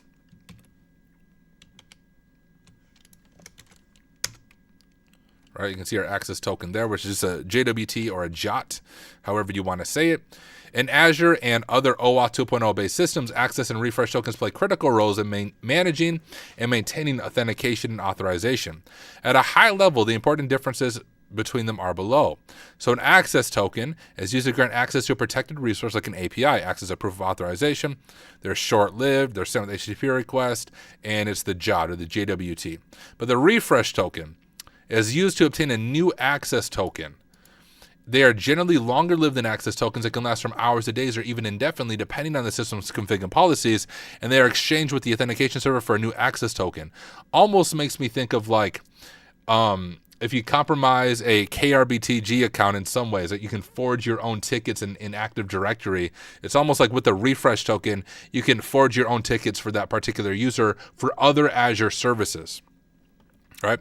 For red teamers, an access token being used only for a specific scope. So access token can only be used for a specific service, like I said, but a refresh token, we can give ourselves access tokens. So kind of like AD, we can give ourselves tickets for other servers. Well, with a refresh token, we can give ourselves tickets or access to email or other things that might be blocked by MFA. So this is one way that we can actually bypass MFA. If we can authenticate via the AZ CLI, get a refresh token, we can bypass MFA and read email. Really is amazing. All right. So on Mac and Linux, the AZ CLI access and refresh tokens are stored in plain text, which is what we need. On Windows, they're stored there, but encrypted using DPAPI. You could decrypt that. You can also install an older version, but we're on Linux, so I should be able to just grab it. ls cd home Tyler Azure, and it's this one, right? Yeah, so here we go. Here is our refresh token right here, and here's our secret. That's the information that we're going to need. Let's go back to the lab. And it says there's a few tools. This is so cool, y'all. Like when I was doing this really blew my mind that you can bypass MFA with this weird token juggling stuff using this Token Tactics V2. So let's read about this a little bit. Azure Access Tokens allow you to authenticate to certain endpoints, right? If you're in position of a refresh token, you get access tokens to all known endpoints, right? So we can bypass MFA on other services if we get that refresh token. Crazy. And so let's go ahead and grab this in Linux. We'll CD over to home, Tyler, Pwn Labs, phishing. Oh, git clone, rather. And now PWSH is to open PowerShell in Kali. So we're going to open up PowerShell here. We'll import module, just like in Windows. Token Tactics dot, is it PSD one? All right, there we go. So we have that imported. Let's go back over to the walkthrough and understand what's going on here. Oh, I did PSD one. Hopefully it doesn't break. So email can be a gold mine for red teamers, so let's start there, which I thought as well, and I just logged into their email. But if MFA was enabled, this is one way that we could bypass this. So the refresh to MSF Graph tokens can help us create an access token for Microsoft Graph for our refresh token. Remember, we saw that MFA was enabled for Microsoft Graph, but this way we can bypass MFA. So you literally just pass it our refresh token. So we can do this here. Go back over to here. So we want to do invoke refresh to MS Graph token, domain megabigtech.com, refresh token, and we'll give it that refresh token from above. This right here, I believe.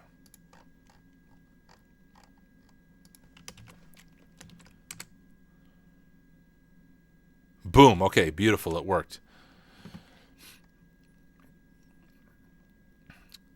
And then our new access token be accessed with this. So just MS Graph token, access token. So we can go ahead and try that. Yeah, there it is. So we have an access token now.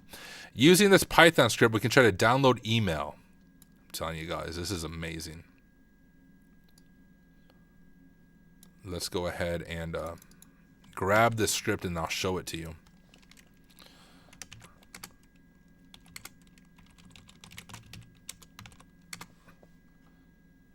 So it's going to take our authentication token. We're going to paste that in there, and it's going to authenticate via the Microsoft Graph API.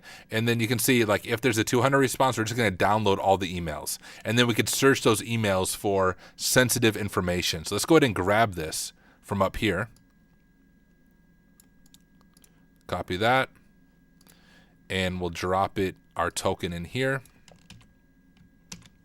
I'm going to save it. Yeah, there, if you didn't get the 15% off, get it now. All right. See if we can run it. And look at that. We downloaded all those emails, y'all. Oh my goodness, it's amazing. So now if we cat out our Sunita admin, that was that email with those creds. You can see that Sunito admin password. So we could have got the password there. And by doing it that way, you fully bypass MFA by juggling these tokens, getting a refresh token, and then creating your own access tokens to the Microsoft Graph API, and then downloading the emails that way. Y'all, that blew my mind. And I'm still wrapping my head around that, but that's one way that you can like truly bypass MFA if you're able to get access via the CLI and get that refresh token if they configured their conditional policy incorrectly. Absolutely amazing. Which we did that via the email. We did it this way as well. So I demonstrated it both ways. And their admin account, of course, can go ahead and authenticate. They did get AZ resource like manually, and they found the key value. I used microburst and just get AZ passwords to search for all of them, and we had the flag. So let's read about defense.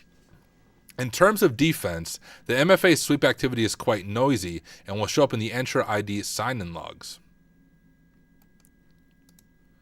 Do I have access to these?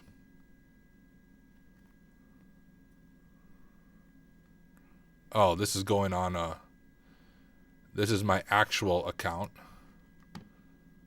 Let's see if I go copy link, and we'll go to this one right here.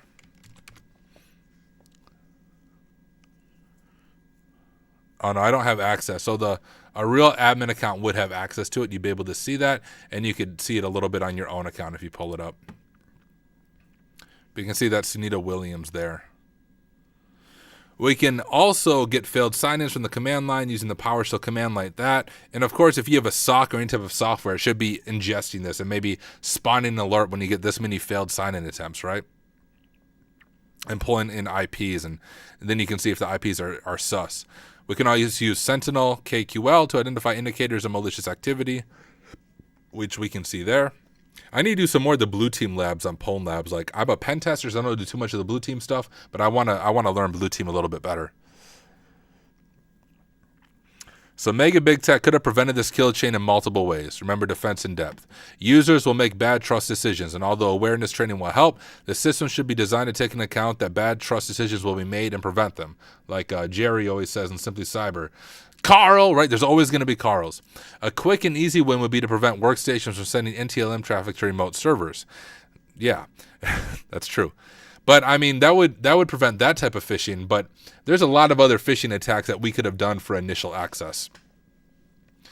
This Microsoft article outlines the group policy setting that can be configured and the various settings that are possible from allow, audit, deny, and allow. There are probably no reason in the majority of cases why you would need NTLM traffic sent over the internet. Additionally, the other thing I would add is just enforcing strong password settings. So we know that this was the password for Sam's computer. And if you can imagine for Sam's computer, it's likely connected to an AD, Active Directory. You could have done a password audit. You could have compared password hashes against known breached passwords from Rocky.txt and other lists, and just doing a basic password audit, and any users that are using breached passwords, requiring them to change those passwords, because if the password isn't previously breached, it's going to be a lot harder for an attacker to crack it. Now, they could do permeations and stuff like that, but once again, it's going to be a little bit more difficult if you enforce a little stricter password policies here. The MSA policies were also found to be quite lax, which is true. If they had MFA enforced on every single service, that would have stopped me in my tracks, at least initially. I would not have been able to get access. It would be better to implement trusted devices and locations instead of allowing anyone from the internet with valid credentials from being able to authenticate and interact with Azure. Finally, storing credentials in emails and other user productivity tools is never a good idea. Productivity tools and services such as Outlook and MS Teams are an attractive target for threat actors and potentially also allow for further social engineering. Absolutely. Let's check out some of these blogs. We'll just quickly skim through them. So, token tactics, how to prevent, detect, and respond to cloud token theft. So, users accessing corporate devices, remote work. These unmanaged devices have weaker security controls. Publicly available open source tools for exploiting token theft already exist, which is what we kind of have done to bypass MFA. And it's explaining, like, yeah, having these tokens being stolen is going to be a big deal. And you can actually see, we see the attack path kind of here, be the phishing email, stealing stuff there. And attacker replay session token with MFA check completed. That would be another way to bypass it. So just a lot of bypasses here.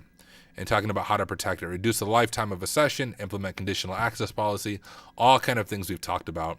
What's this? Hacking your cloud.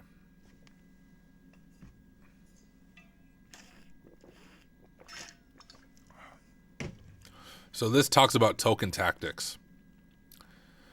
This will not get into phishing operations, but we will assume for the moment we were able to do device code phishing to a low-end user for an enterprise organization, which is another way we could do phishing. I might have to play around with that. I've done that kind of in my own lab with, I think GraphRunner has tools for that.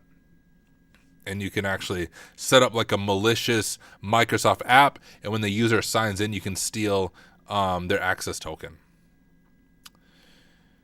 Road Recon, which I've demonstrated Road Recon in past YouTube videos, getting different information, email extraction. You can do that actually with GraphRunner, I think. This will populate your token in the Python script. So kind of demonstrating what we did. So cool. Very realistic attack path as well. I'll walk you through it a little more in depth. Would encourage you to check this out on your own if you would like. But yo, these labs on Pwn Labs are amazing. So once again, if you don't have a sub to Pwn Labs, you need to get one. It is well worth your time, well worth your money, but we successfully completed this lab. Fished for initial access. Really hope you found it helpful. I appreciate you taking the time to watch this video and learning alongside of me. But this is the end of this video, but I assure you, I come out with videos like 5 times a week, so there'll be more in YouTube. But thank you for watching. I'll see y'all in the next one. All right, y'all, now I'm just here with the live stream. What did you guys think about that? I thought it was awesome. And it worked flawlessly. No bugginess at all. But you never know. With that many moving pieces in a lab, at least from my experience, that many moving pieces, usually things go wrong and things fall apart. But I solved the lab in multiple ways and literally no issues, no bugs. Worked beautifully. I'm closing out some of my VMs now. My throat's starting to kill me a little bit. I told you guys I had a sore throat, so I'm not going to be able to talk much longer. But if anyone has questions, willing to hang out. Subnax said, nice work. That was pretty cool. Yeah, dude, I agree. Thank you for hanging around too, especially considering it's like 3 in the morning or something, 4 in the morning for you. I don't know why you're awake right now, but appreciate you hanging out. Let me check LinkedIn, make sure I'm not missing anything on here. All right. Cool. Well, hey, once again, I dropped the link to it in chat everywhere for that 15% off. I'll be posting that in Discord in a few days, but get a premium sub to Pwn Labs. If you get the annual sub, that's what will give you access to the cyber ranges such as Thunderdome, which is that red team cyber range that's coming out in the very near future that uses AWS, GCP, and Azure, and much more challenging, very real-world, realistic. Excited to dig into that myself. But, yeah, guys, check out Pwn Labs. Super excited about what they're doing, but also excited still for Try Hack Me, Hack the Box. I'll still be doing stuff for those platforms as well. But as I work on cloud, I have found Pwn Labs to be the best platform, hands down, for learning some of that cloud security stuff. Okay, y'all. Remember, tomorrow, hack smarter, officially releases on Try Hack Me. It's a hack back attack. You have to hack the Hack Smarter APT group and see if you can identify their upcoming targets and stop them in their tracks. Make sure you check that out. There's some cool Easter eggs around the website when you boot it up. So take the time, read through stuff. Hopefully you laugh. Hopefully you don't get too stuck. I will say, y'all, I hate the puzzly CTF. So this is very much a realistic CTF, but it is a medium. So it's not easy. I have one coming out called Cyberlens. It's more on the easy scale, but Hack Smarter is definitely on the medium, maybe lower hard side of things. It requires really thinking through the exploit that you're using, and also you have to evade Windows Defender once you get on the machine. So some AV evasion you have to do. So I will jump on stream tomorrow night as long as my throat's okay and walk you guys through it. Seth said, any recommendations on books or websites for understanding all the terminology of everything? I understand doing hands-on work, but terminology and everything is hard to learn. Yeah, I'm glad you asked. Try Hack Me. Let me get this pulled up and I'll share my screen. Try Hack Me actually has a glossary that I have found helpful. Let me see if I can find it. Yeah, here we go. Here, if you just go to Try Hack Me glossary, you could make some flashcards for some of these things, like on Quizlet or something, and go through this. But they have a full glossary with all the common terms for like cybersecurity type stuff. And then you'll know, what is it? Chuba QA, a hairy bear-like creature that performs quality analysis in DevOps. Okay, I didn't think that was a real thing.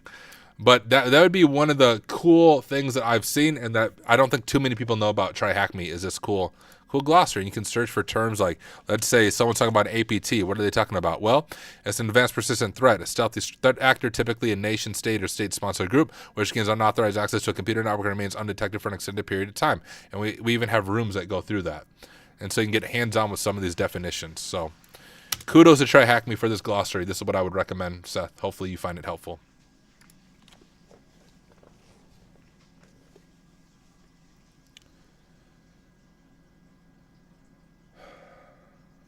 Yeah. So Try Hack Me, you're welcome. A lot of people didn't know about it. I don't even know how I discovered the glossary. I don't know if someone posted about it or if I stumbled across it on my own. But I think you'll find the glossary helpful. I bet you have to read everything verbatim just to spite those who use Tyler as an audiobook. Yes. I am your audiobook. Welcome to the Tyler audiobook. Good to have you here. All right, y'all. Well, I'm going to call it a night. Really do appreciate you guys taking the time to hang out with me working through that lab. If you missed one part of it, you can watch the full live stream on YouTube under the live tab. Otherwise, I'll have a standalone video being released probably early next week. I have a bunch of videos coming out. So, yeah, but probably early next week, you'll see a standalone video that goes through that lab. But thank you all for hanging out. I really do appreciate every single one of you. And I will hopefully be back tomorrow night as long as my throat is doing okay. So I'll see you guys then. Peace.